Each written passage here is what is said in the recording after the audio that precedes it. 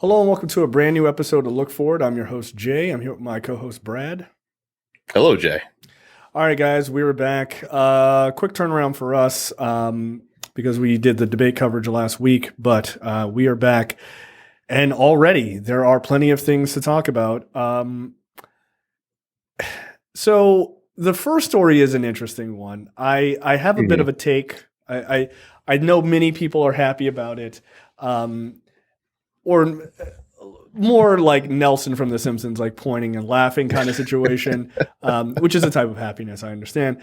But I do have a bit of an interesting take on this. So Trump's documents trial, or excuse me, the January 6th trial with Jack Smith is scheduled to start on March 4th, 2024, which is the day before Super Tuesday.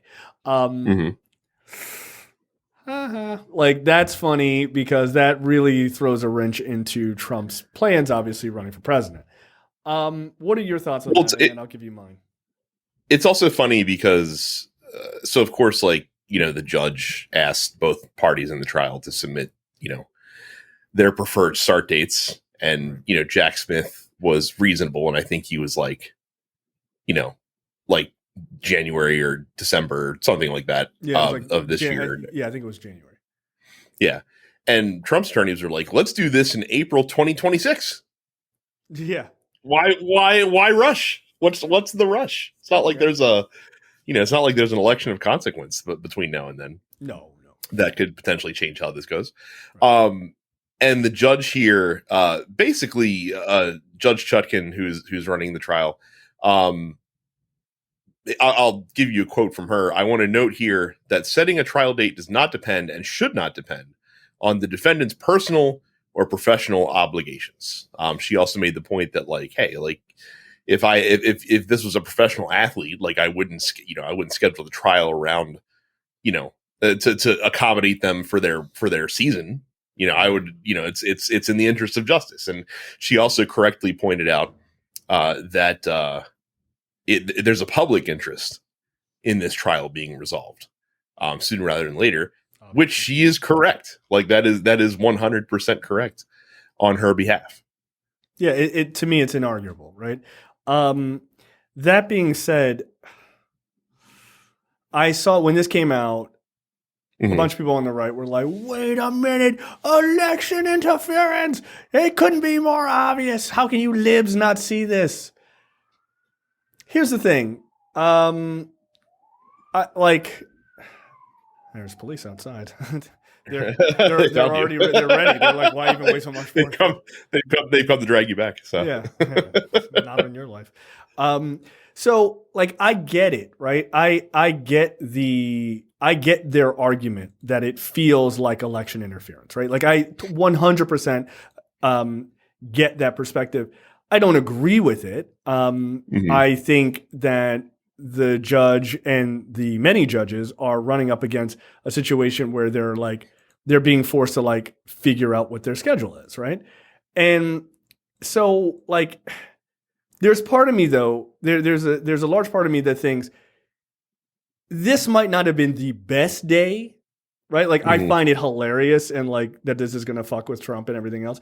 But if you're trying to come off as it not being like a trial that's going to interfere with the election, that you're not trying to, like, fuck this over, from an optics perspective, it isn't the best day to pick. Now, that being said, I'm gonna argue against you. Yes, and I'm gonna argue against myself with the following. Well, no. But I know what you're gonna say, but I'm gonna argue against you by saying, hey, it's not the best day you could have picked from an optical standpoint. There wasn't a day that you could have picked before the election that Republicans wouldn't have gotten bent out of shape. I agree with that. 100%. Yeah. So here is me arguing against my previous statement, because there is another aspect that I think Republicans have not considered when they're, like, screaming about like election interference. And I think this clip I'm going to play, and if you're watching this on video, this will be much better. This proves, like, the major thing that they're missing. It's very simple.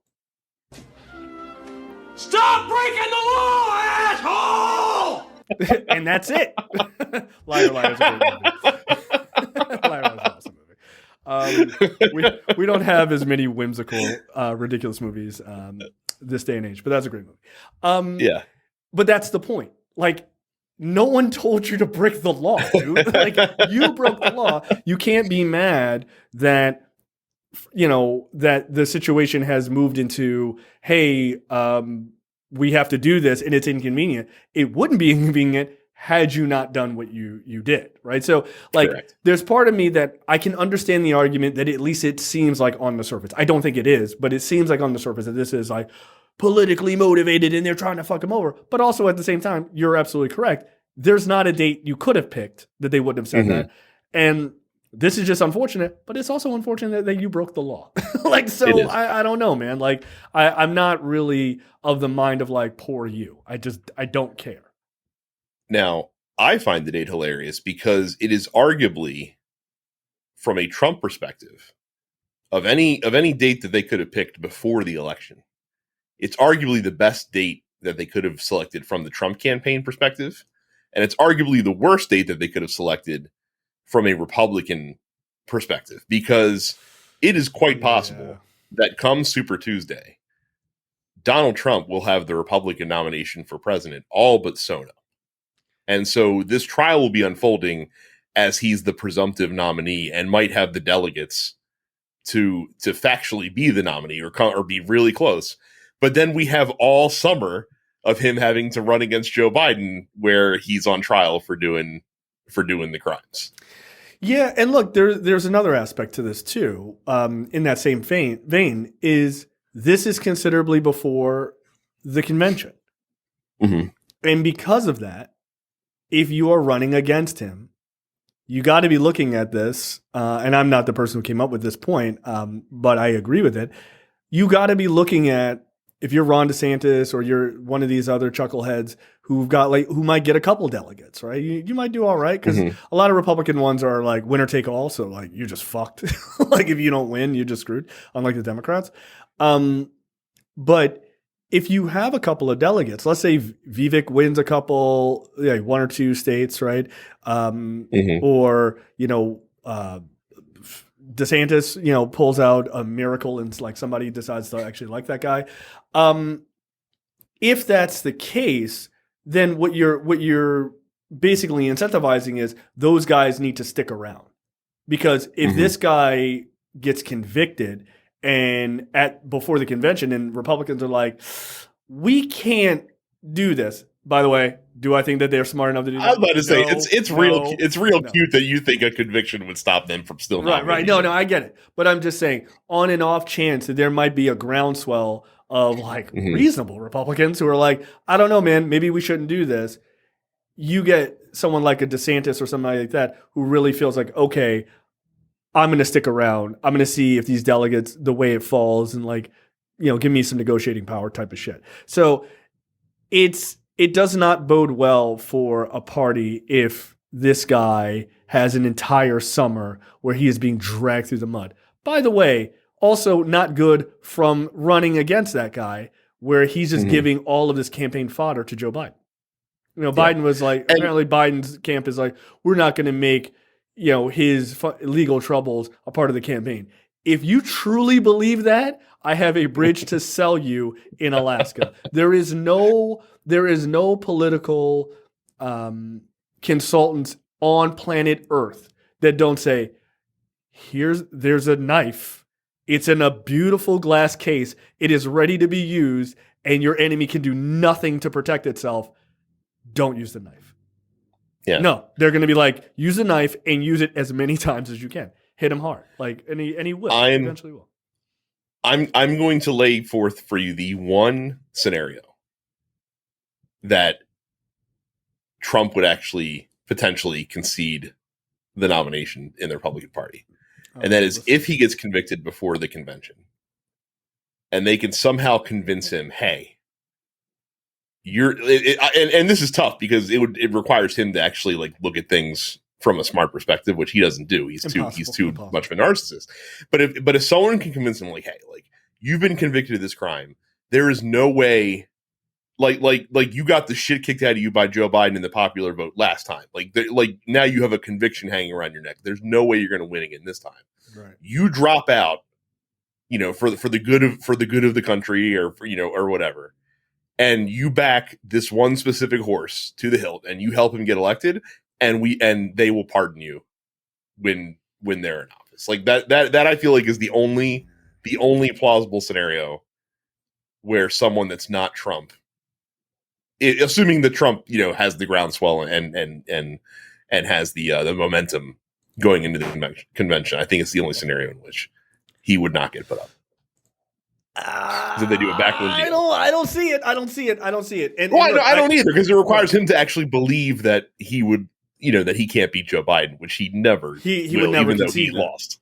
Right, Yeah. he would never concede that. He also could never put his trust in the rest of the Republican Party not to do him dirty. And look, by the way, he's smart not to trust that. Like, he's super smart not to trust that. Dude, if I was a Republican, I'd be like, yeah, we're going to pardon you. Like, don't worry about it, baby. We got you. Oh, you lost? Oh, shit. Guess what now, motherfucker? Sucks to be you. Like, who does he think in that scenario? And I know you're basically like, you're throwing out the what if kind of scenario, even though you know that it's not likely, right? Like, so I'm not asking you really to technically answer this, but that would mean that he would have to think most likely that Ron DeSantis can do something he can't do. Impossible. I don't think it would be DeSantis. I don't think his ego could take DeSantis being that guy. I think it would have to be a Vivek Ramaswamy, who would just be a fucking toad for him.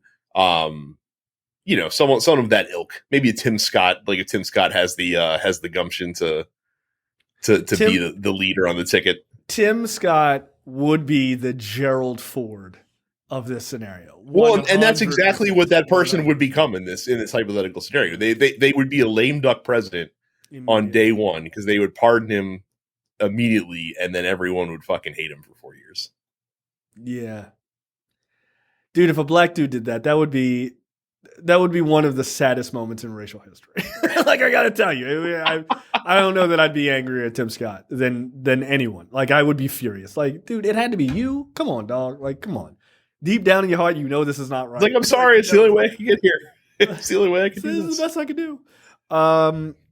Yeah, I don't think so. I think he's gonna run this shit all the way to the end zone, man. Let me rephrase it. He's gonna run it off a cliff, is a better way of saying this. Yeah.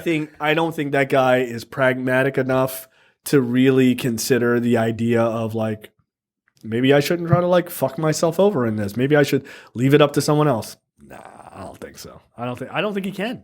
Because he sees getting there as the only way to truly insulate himself from trouble. Well, and look, he's not exactly wrong, right? Like, I actually don't think he's particularly wrong about that. I do think, like, I don't know that a Republican president, any of these guys that are running for president, I don't think any of them would actually pardon him. I think they would see it as, like, this would destroy my political capital, and I think they'd be right. Mm-hmm. Like, I think they would say that now.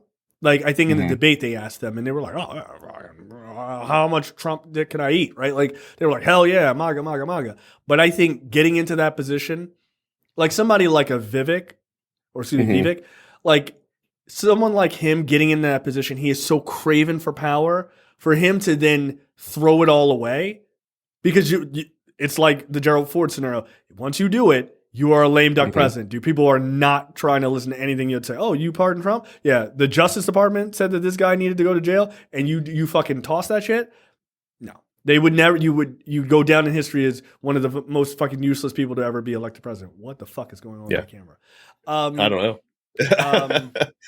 I will tell you this: if this trial does go off, and if he is convicted in the lead up to the actual election, I will be mighty curious, because I think it's going to be a higher number than you think, of the number of Republicans, if Trump is the nominee, who just punt on the presidential election, who put all of their focus and all of their energy behind the congressional elections, and they don't really, they're just like, yeah, whatever you do for president, I don't really care, but vote for vote for Republicans. Wait, whoa. For You're Congress. saying national Republicans are going to punt on like pushing him, or that voters are just going to punt on like no. That people campaigning and that people like, I think that people running will distance themselves from him as far as they possibly can. I think that people that are already in Congress and movers and shakers in the party, I think a lot of them will basically be like, hey, look, it's all about the House and Senate. Like we don't really care about the president because they know like if he gets convicted, there's no fucking way in Hades that he's going to win, because again, he lost on the basis of his job as president to Biden. Right. Now you're going to add, hey, we know what you did when you were the guy. We're going to add the fact that you've been convicted of a federal crime, several federal crimes. Yeah, potentially to this. One. Right. And you expect us to, like, Democrats are going to come out and vote even harder. Like they will, and Republicans are going to be disenchanted. I mean, so you think it's going to be a higher number than I would assume? Yeah. Look, I think that's a good point. I don't know. I think that's. I could see the party insiders basically just being like, not pushing the idea of not worrying about Trump, but literally just not talking about him. I could totally see. Well, yeah, that's what it'll be. Like, they're not gonna be like, yeah, vote for Biden and these other Republicans. That's not gonna be what happens. That, right.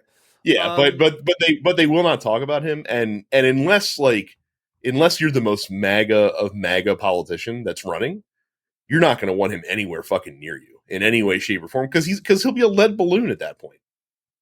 Yeah, it's a very good point. I'd be very interested to see how that shakes out. I mean, they have a chance, right? Like from a congressional standpoint, they got a chance to make a pretty good run. But I also think that abortion rights are still a very live issue for people, and women have not forgotten, dude. Like, this is not an issue that has slipped off of the the main line of Democratic politics. I think people are going to be fucking pissed again. I mean, we're more than a year out. If I had to predict how things will go, I would imagine that the Republicans are going to flip the Senate, but they'll probably lose the House. That's not good. No, it's not.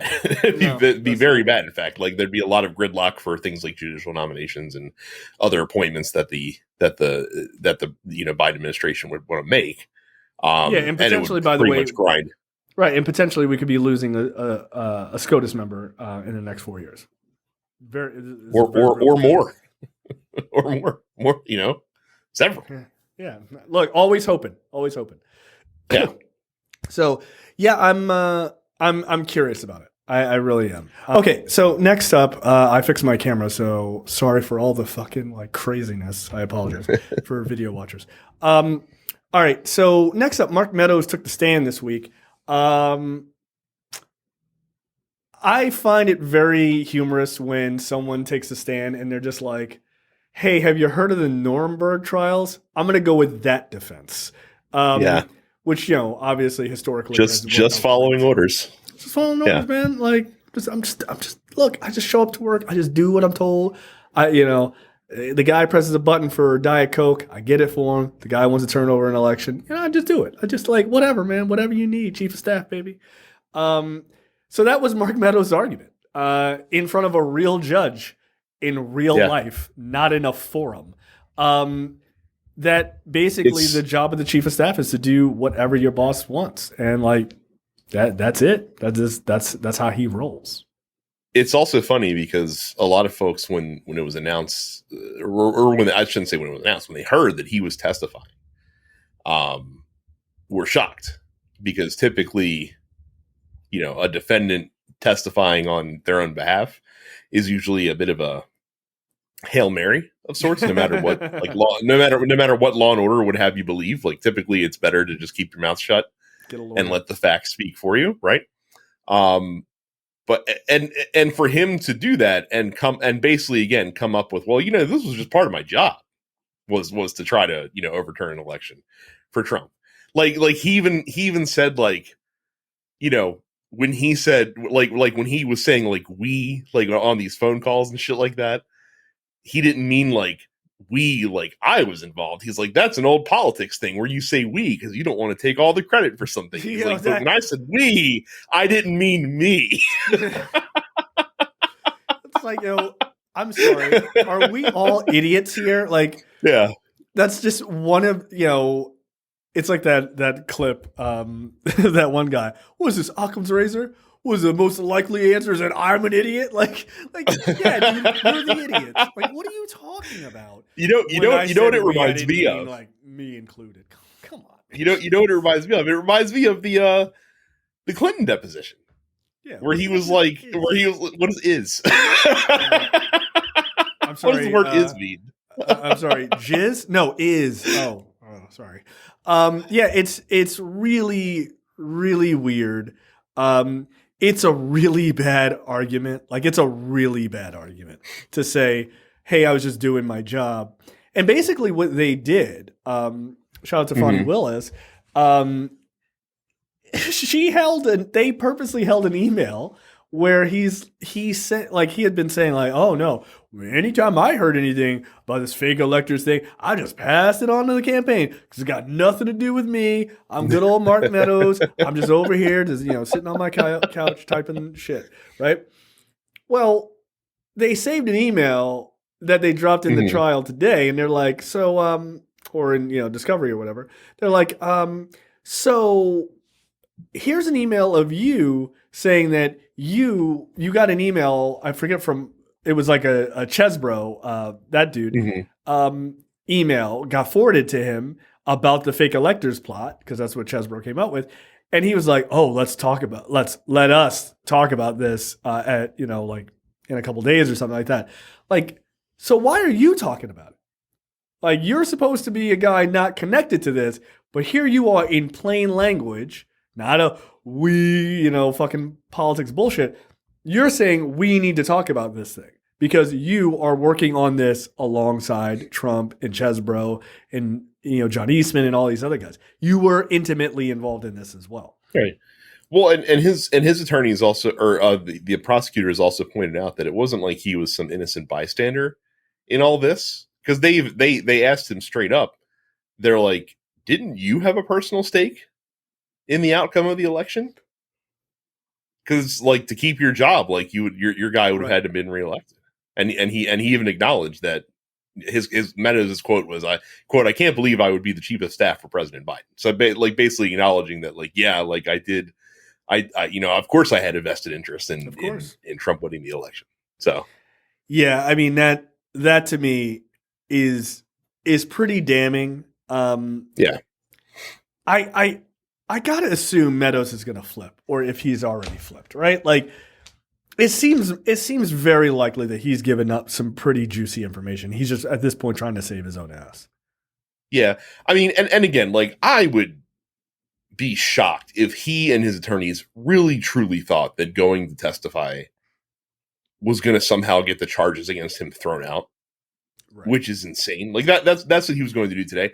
I still think that he and others still have a decent claim and a decent shot at making the argument that this case should be moved to a federal court.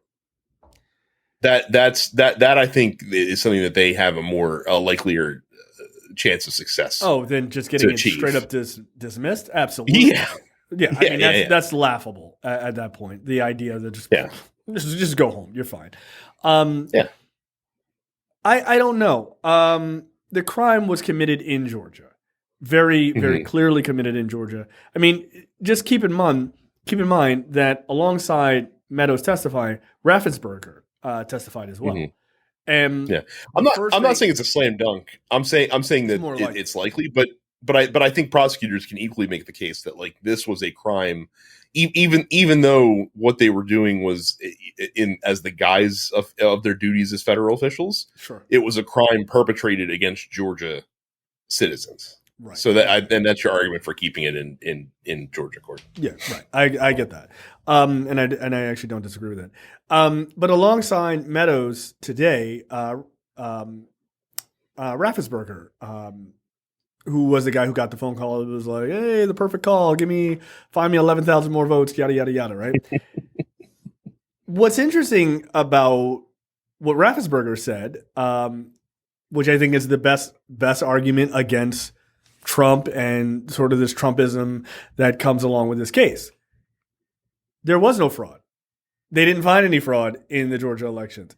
And if you dig a little deeper into that statement, if there is fraud there, then wouldn't you have to throw out Brian Kemp's election? Wouldn't you have to throw out all the down ballot races that Republicans that they did win, right? Like where is the line of what is legit or not legit? It doesn't make any sense. It is hilarious that in all the talks about election fraud in the presidential election all over the country, somehow those dots never get connected. Like it's the same ballots, the same voters. Like surely if there was election fraud, then Stacey Abrams would have, to your point, Stacey Abrams would have beaten Brian Kemp. You know what I mean? Like it's not like Democrats would be like, throw him off the scent. Like we're going to vote for Joe Biden, but also for Brian Kemp. That way they'll never suspect that. Right. Like why? There's way more power in ripping out the root of all the local legislature that Republicans have control of. That would be way more effective. Like Trump gets to be president, whatever. We have 2/3 of the state legislatures. I'd rather have that power, because then it's like, cool, let's do some constitutional amendments. Like let's fucking rock and roll, right? Like, but that never connects for them. They never think about that. No. They think that all of those elections, all those down ballot initiatives, and all those down ballot elections that worked out in their favor are all valid. They're all valid. Mm-hmm. No one's making the argument. And by the way, not even the races that they won. No one's even making the argument about races that they lost. Like that That's are true. down ballot. Like you didn't see voter fraud. You didn't see voter fraud claims against John Ossoff. You didn't see voter fraud claims against in the Herschel Walker election. No. So just the Trump election. Right. I don't understand how no one in the media has sat down with one of these like big lie people and be like, but what about all of these other things? You say, are these valid? Is the Senate valid? Is the House valid? Because are these governors' races valid? Oh, well, yeah, no, those are all valid. Really curious. So, like, how did the computer, like, did the Scantrons not work out that day? Or, like, what's the deal? Like, but it doesn't make any sense. It doesn't. And it doesn't make sense because it's bullshit, right? Like, it doesn't make any sense because it doesn't make sense. But, it's like there's rampant fraud. Why isn't there any fraud below the presidency? It'd feel like you'd be able to get like local judges in and shit like that. That's like where the juicy political like gerrymandering really makes like big differences. Like rigging a presidential race is really hard. Rigging the local dog catcher race, probably a lot fucking easier, man. Like, well, yeah, because there's a lot fewer votes that need to be considered.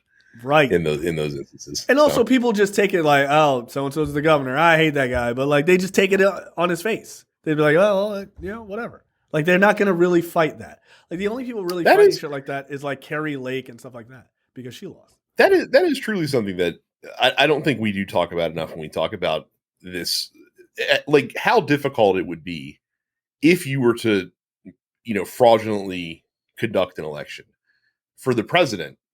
How or governor, any like single statewide office. Do you know how hard it is to like somehow rig and make 50,000 votes? Like go the other direction or it's appear out of nowhere or right, like without somebody finding a trail or a thread to pull on somewhere. You know what I mean? There that's insane. Yeah, that's insane. I mean, it's like Republicans make the argument that this happens all the time. Dead people are voting, blah, blah, blah, blah, blah, all this. But there's never any proof of this. Okay, dead people are voting. Then it should be very easy after the election, right? Like let's take out the idea of like doing it during the election. But it should be super fucking easy that after the election, you should be able to go down every person who voted and look them up to see if just verify, are all those people alive on the day of voting, right? Because there are going to be people who died after, right? Like Joe Smith, he voted on, November 4th or whatever, and he died on November 5th. Like, I'm sure that happens all the time, whatever. Not talking about that.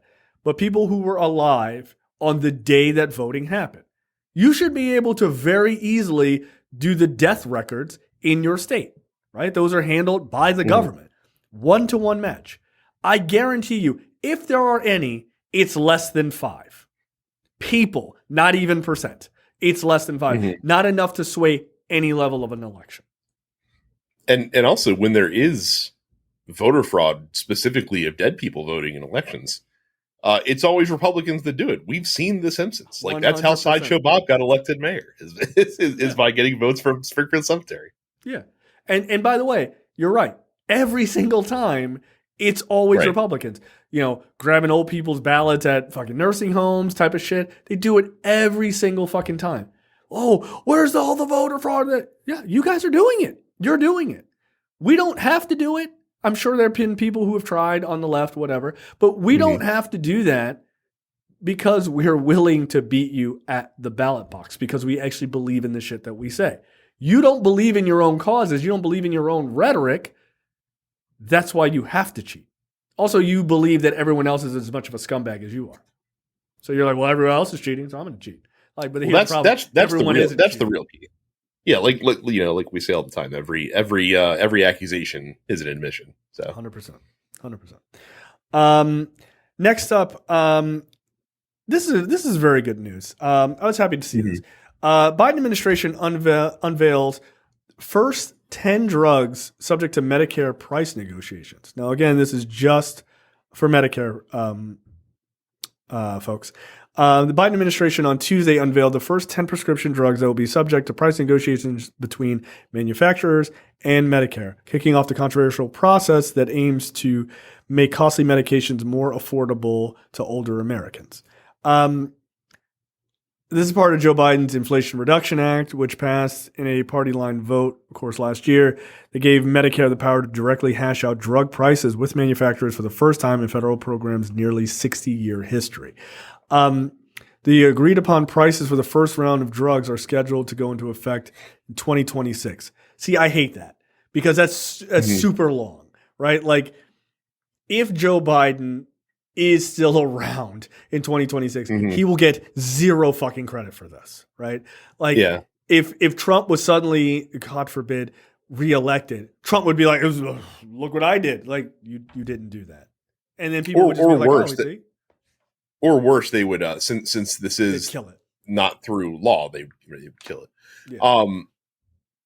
But again, this is all good stuff. Like the medications listed are stuff that treats like type 2 diabetes. It's stuff that treats rheumatoid arthritis. It's stuff that treats Crohn's. Let me tell you, I know a bunch of people that have Crohn's disease. They're all fucking miserable. Every single one of them. I know one guy with Crohn's. Yeah, it's not a fun disease to have, like a chronic illness.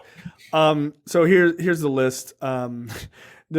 Just a side note, the medical the medical industry naming schemes are obnoxious. Like, they're really, like, the names are just really fucking obnoxious. So I apologize for. I believe that when they name drugs, they like have a random name generator where it's just like, all right, 5 syllables, mix them up, and just like it spits out 5 syllables in a random sequence. These could also. I also believe that these could double as potential Wu-Tang member names, like in the Wu-Tang member name. That would work. It's also good for like planet names in like a far off galaxy somewhere, like in a sci-fi novel or something. Yes, so 100%. These are the planet names for the new Mass Effect game that's coming out in 2020. Eloquus. Is that what it is? Okay. Yeah. Dude, I don't know. You want me to do this? I feel like I'm gonna probably knock it out of the park. Yeah. Better Okay. than You got it. Okay. Yeah. Eloquus, Jardiance, Xarelto, Januvia, Farsica. That's the one that I'm getting stuck on. Entresto, Enbrel, Imbruvica, Stellara, Fiasp, and Novolog, which are insulins. Yeah, the last 2 are insulins. There's a Crohn's disease. There's one to treat certain kinds of blood cancer. That's kind of important. Rheumatoid arthritis, as you mentioned. Heart failure, type 2 diabetes. There's 3 type 2 diabetes drugs. Can you tell what's really happening in this country? Right. There's something to reduce the risk of strokes. There's 2 of those, right? here's the thing, aimed really squarely at older folks, really squarely at people with not a lot of money. This is a good thing, right? This is the first 10. First 10. Again, this is just for Medicare recipients. I'm not sure you can argue against this. Like it feels like a pretty obvious slam dunk. Of course, Republicans hate it because helping people is not their not their MO. And this is the kind of thing, you know, people neoprogs, you know, love to fucking why is it only 10 drugs? Why didn't they do more? Why didn't this go further? This is the kind of first step you have to take, and it becomes really popular, and then it makes it easier to do more later. It like this is the snowball at the top of the hill, and you get it rolling, and then it picks up snow as it rolls downhill, and makes it easier to negotiate future drugs. Once it's, you know, this is super popular and drug companies are like, oh, it's not fucking destroying our profits. Who'd have thought? And it just makes it easier to make more stuff happen. And these 10 drugs, accounted for about 20% of Medicare Part D prescription costs over the past year. So like to your point, like these are drugs that are super impactful. They're being used often. They're going to help a lot of people, which is great. Yeah. Yeah. Look, the only other thing I have to say about this is if Americans truly understood how much they're getting ripped off for prescription drugs, like this would never stand. Like it would never stand. I can tell you, I've had people that I know have messaged me and be like, what's the cost of this prescription drug where you are? Yeah.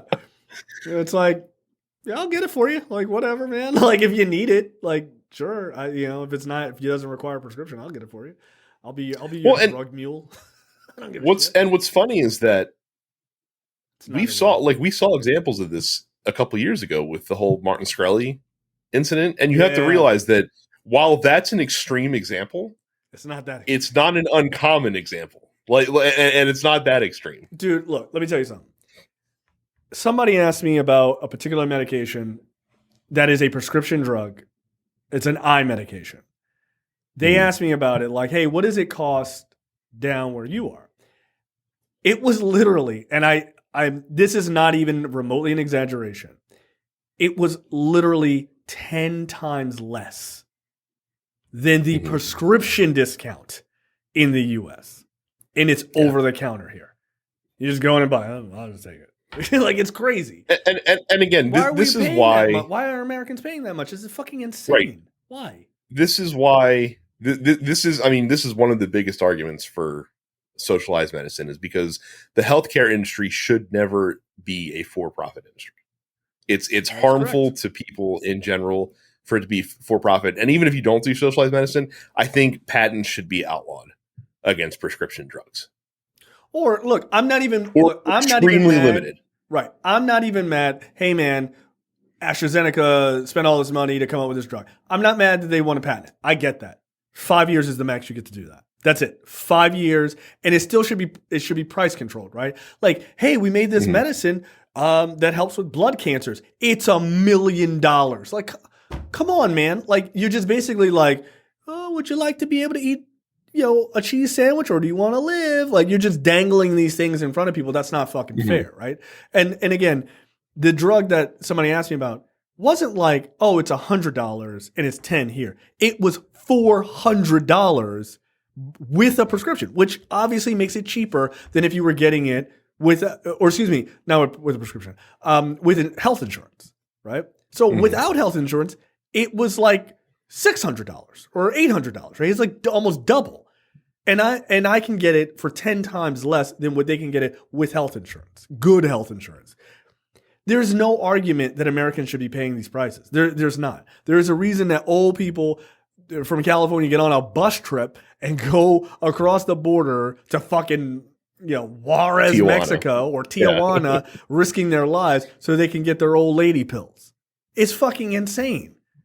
Like, come on. There's just no reason. Now, like, should it be regulated? Should it, make sure that people are getting the right medicine and it's, proper and everything else? 100%. It's not like that doesn't exist down here. However, You don't need to charge people 10 times the amount. It's literally priced with what the market will bear. And frankly, the market cannot bear it anymore because Americans simply cannot afford life-saving drugs.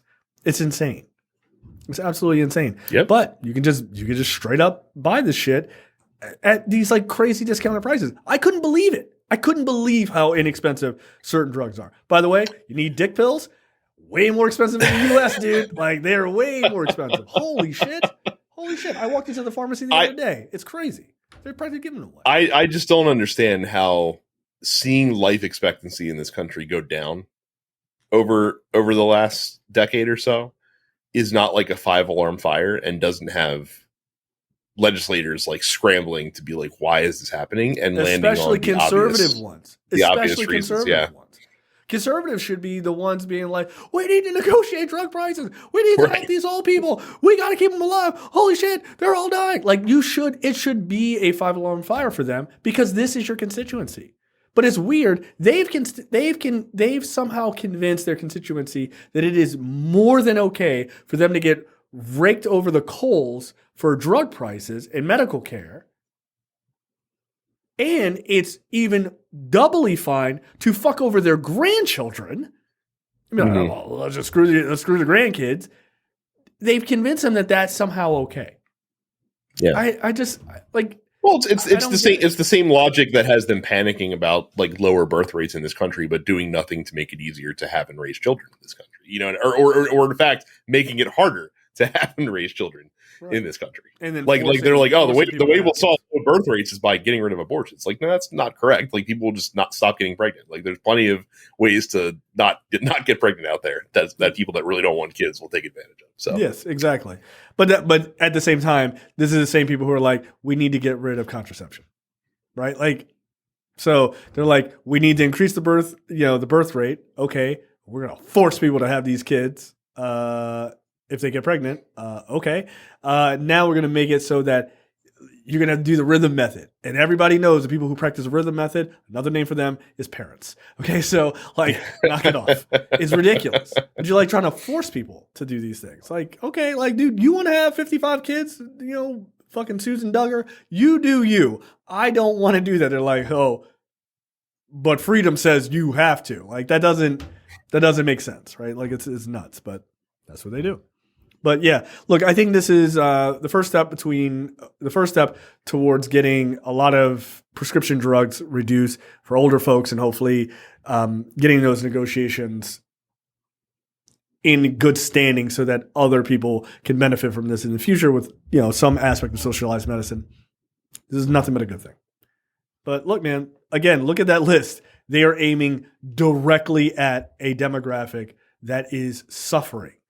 This is what politicians are supposed to do. Like, not just scream and shout and ask for donations, but they are supposed to. And it's what Democrats are doing, by the way, and have been doing. Lest we forget, because I know a lot of people out there love to be like, well, they don't do anything either. The Democrats, like, why bother voting for either of them? Kind of bullshit. It's just like, you can just like read. Like, we have all the knowledge in human history. Like, it's. Like, we just don't have, like, all of the cave paintings, but, like, everything else, like, we got it. Like, it's all on the internet, man. I don't know. I'm told, Jay, that if Joe Biden really wants Donald Trump to lose, he should drop out of the elections. Drop out of the race. Let Cornel West win. Sure. Yeah. Okay.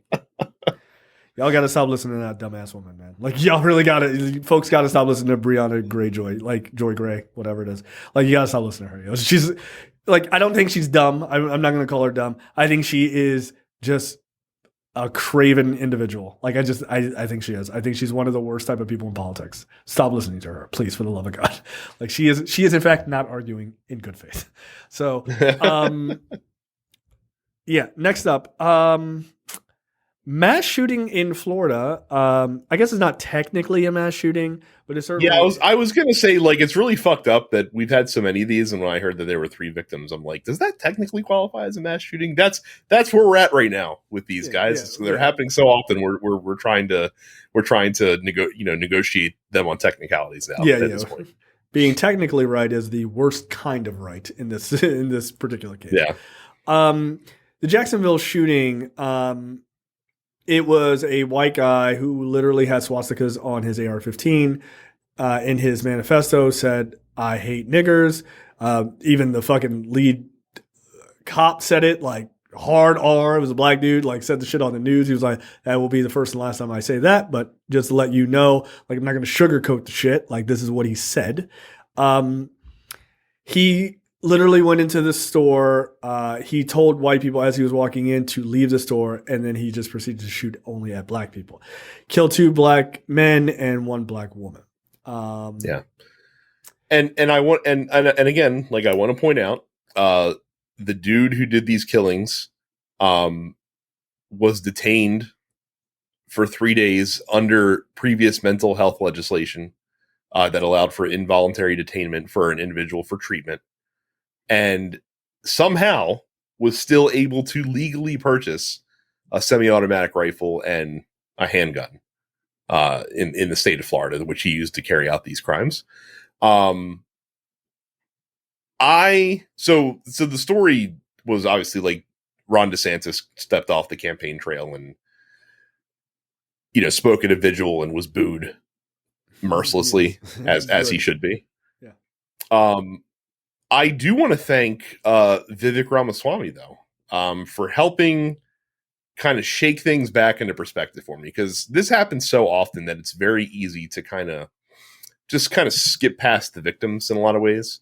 You know, it's easy to forget that these are folks that were just shopping or that worked at the Dollar General or that, you know, they were just living their lives and were the victims of a pretty heinous assault by a fucking racist piece of shit who then was, you know, cowardly killed himself at the scene before cops could arrest him. But sometimes a take comes along from people that is so ridiculously stupid and so devoid of humanity that it kind of snaps you back awake. I don't like this and guy. reminds you. I really and reminds you, you know, that we need to really still, you know, care about the victims in this case and not just treat this as like another statistic. Vivek Ramaswamy, Jay, says that the reason this keeps happening, the reason that we have racist fueled violence in this country. I want to pause right before you say this. Okay. I've not heard this, and I don't like this guy. Like I really don't. Okay. Is because of affirmative action, Jay. That's why this night, this violence against that's why this violence against minorities keeps happening, is because white people are tired of people of, you know, other colors and that are beneficiaries of affirmative action getting handouts from the government, Jay, getting for free what white people work so hard to obtain for themselves. It's our fault. And if only we didn't have affirmative action, that would stop all the gun violence against black people. It's interesting. I wonder if he would say that about when incels kill white women, right? Because white women benefit disproportionately from affirmative action, even more so than black folks in this case, right? In this example. I wonder if he would have the balls to say that about white women and see how his campaign went. No, because you see, Jay, the point that you're failing to understand is when affirmative action helps white people, it's working. Yeah. But when it helps minorities, that's where it's failing. And it isn't when it's helping white women. It is literally action in the affirmative. Like, yes, they couldn't be more affirmative about it. Like it's. I find him deeply, deeply upsetting as a person. I think I find him even more aggravating and irritating because he is a man of color, and I have there is something in the core of me that is screaming, this motherfucker is not being honest about anything he believes. I don't know because he quite clearly is he knows. I know he does. He knows. He knows in the bottom of his heart that there is nothing that racist white people thrive on more. Like there is no greater nectar from the gods for racist whites to have minorities affirm their twisted views. Absolutely. Like that is like manna from heaven for them. Yeah. To have someone who's brown be like, no, you're right. Affirmative action fucking sucks. Yeah. I've been saying it. Hold on, I gotta put my hood on. Yeah, it's like Vivek is a prime example of what happened. Like, in a way, this is gonna be a fucking ride. In a way, Vivek is and I'm not trying to mess his name up on purpose. That's why I keep trying to correct myself, by the way. In a way, Vivek is a prime example of progress in a twisted way, right? He is a South Asian man who is, his parents were immigrants and everything. He has come from, so he says they didn't have any money. That apparently not true either. Shocking news. Wow, he's a liar? Oh, crazy. But he is a version of progress, which is allowing people of all ethnicities and backgrounds to not just believe one thing, not to be monolithic, but to also believe in arguably dumb shit, right? And say dumb shit, right? So he has that ability, right? We're not all a monolith, not all minorities are, and all that. It is such a twisted version of that, right? That gaining that ability and gaining the knowledge and everything else that he has over the course of his life, he chooses the worst option, which is to try further to cement white supremacy, which the breaking of white supremacy is why he's on that fucking stage and being taken seriously. Because if it wasn't for all the people doing the exact opposite of what he's doing, he would never have an opportunity to stand on that stage as a man next to all those white men. And that's what drives me crazy. And that's why there's a part of my brain that goes, I don't think you really believe what you're saying. I think you know what you're saying is bullshit. I think you're willing to say it because it makes you money. You're willing to say it because it puts you in a position of power or adjacent to power and stuff like that. And maybe you're this money hungry piece of shit. And look, maybe you do believe it. And maybe I'm being very naive in, that like these are your true feelings. But I don't fucking think so. Because you're not like Nikki Haley, who is a very passable person, where if you didn't know Nikki Haley was actually Indian, you would just go, oh, Nikki Haley, her name's Nikki Haley, like whatever, like that sounds like a white name. But his name and the way he looks, he is a very dark guy, right? By Republican standards, he's a super dark guy. My God, you might as well be jet black by Republican standards. He can't hide that he's Indian. Right? You can't Bobby Jindal this shit with like a white painting of yourself. Like, you can't hide the fact that your name is Vivek Ramaswamy, which is the most Indian fucking name I've ever heard in my entire life, right? You can't hide that. And he doesn't. So credit to him, right? His name isn't Victor. So it is unbelievable to me that he, going through college and everything else, has never experienced people going, yeah, but you're not one of us. Like, I find it hard to believe. I find it hard to believe no one has had a fucking perfect swan song fucking life. And I can guarantee you someone who looks and has that name has not dealt with some serious shit. I can guarantee you he's definitely been the subject of some shit like that. So it's just very weird for you to turn your back on something that got you to where you are. Like, it's just fucking strange to me. And that to me makes him all the stranger, because I can't... he's auditioning. I agree with everything you're saying, and he's auditioning very consciously to be the president, and he is basically like focus testing a presidential campaign in real time. We see that because we see him flip flop on positions based on reaction and stuff like that.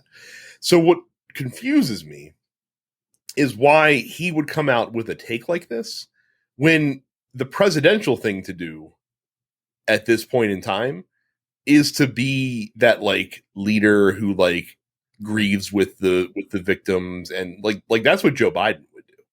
Like, Joe Biden wouldn't use this event as in real time, would not use this event to be like, oh, and by the way, this is why we need tighter gun control. Like they might get to that later on, but Joe Biden's going to be a human being first. And in this instance, That's a superpower. Man. Right. But in this instance, Ron DeSantis was a human being first. Like Ron DeSantis didn't go out to this fucking vigil and talk about like, oh, affirmative action bad and all this other shit. No, he said the fucking gunman was a racist piece of shit. He was a scumbag. And there's no room for this kind of behavior and these beliefs in Florida. Now, on the other hand, Ron DeSantis goes out of his way to fucking endorse these beliefs in other ways, shape, and form. But at least he's there. But he's trying. He's trying. And look, right. I give him the smallest scintilla of credit there, right? Like, you're trying. I know for him, look, people made fun of Hillary Clinton, like, oh, be human 3000 fucking root computer. Your boy Ron DeSantis, like, knock it off. Like, this guy's a prime example of that, right? But he's trying to go there. He's trying to go to this vigil. He's trying to be human. There's nothing wrong with that. Like, I know people are like, oh, he's a politician. He's trying to exploit it. Yeah, every politician is going to do that because it makes them seem human. And a part of being president is understanding and empathizing with other Americans. There's nothing wrong fundamentally with that. Where Ron DeSantis fucked up, and which is why the story is here, is Ron DeSantis is instrumental in loosening gun laws that allow this shit to happen.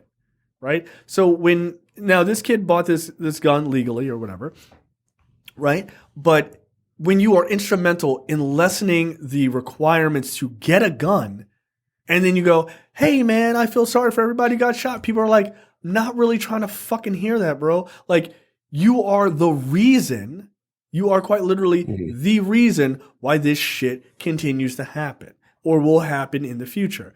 We are not trying to hear that. And that's exactly what happened at this vigil, is people were just like, cool, go fuck yourself. And they literally booed him until the city council person had to step in and was like, quote, it ain't about parties today. A bullet doesn't know a party.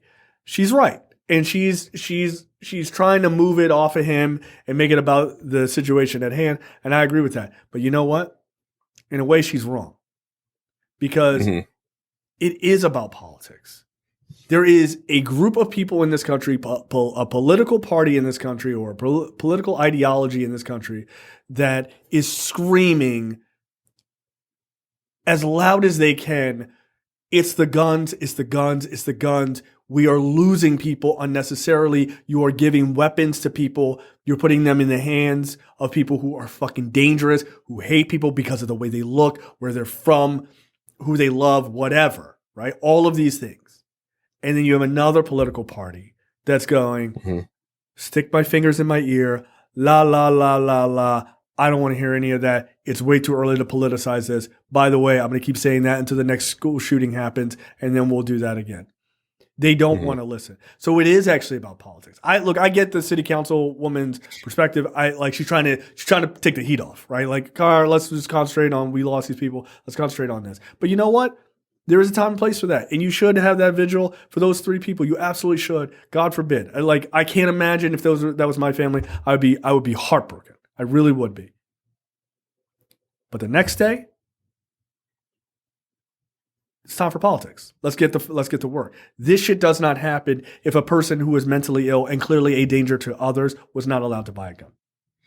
That's a fact. That's just a fact. And by the way, this, believe it or not, could have been way worse, because originally the gunman tried to go to an HBCU in the area and was stopped. Was basically turned away by the security at the university. So that's fucking like I said. Yeah, so I mean, like this could have been an even bigger tragedy. But by the way, this is one of many reasons, not the reason, one of many reasons why I moved. This is it. It is getting worse. It is getting worse in general, and it is getting worse for people who look like me. Yeah, and it's getting worse for people who look like my daughter. And you lived in a fucking. I would not be able to recover if something happened to my kid. I just wouldn't be able to. Well, and you even lived in a blue state. Yeah. But we can't. But the problem is we can't stop the red states around us from having their dumb shit leak into here. Yeah. So it's not the only reason I left, and it's not even the main reason, but it is a reason. Mhm. Like the idea of like school shootings. It's not a thing here. Like it's not a thing. It's not a thing. Right. Even in Yeah, the well, sepia toned place that I live. Do you know why? Do you know why it's not a thing strict there? gun laws here. They do. You also don't have white people there either. Yeah, that's true. But they don't have. They have strict gun laws. Their gun laws are. It's not easy to like get a citizen to just get a gun. You can, but it's not particularly like easy. But like there's like licensing, there's like tests and all. Like there's a lot more. Yeah, you know who has guns? People in a cartel. Like that's it, dude. Like and cops, like that's it. But like regular Joes, that's not really a thing here. So you don't have this idea of people kirking the fuck out and going and killing a bunch of people. It's not a thing. There's also like weird kind of militarized police here. A little bit. That's a bit of a thing. Even on the beach, which is weird. But like it's but that idea of being at the Dollar General and somebody walk in and slaughter 3 people for no fucking reason because they just are black. It's terrifying to me. It's terrifying. I mean, it's a repeat of what we saw in Buffalo. Right. You know, how long ago? What was that? So. 9 people, right? The 9 people in grocery store. Yeah. Right. Okay, that's the end of the free portion for this week's episode of Look Forward. Make sure you go to lookforwardshow.com/premium. Sign up for premium content. It's only $5 a month or $50 for the full year.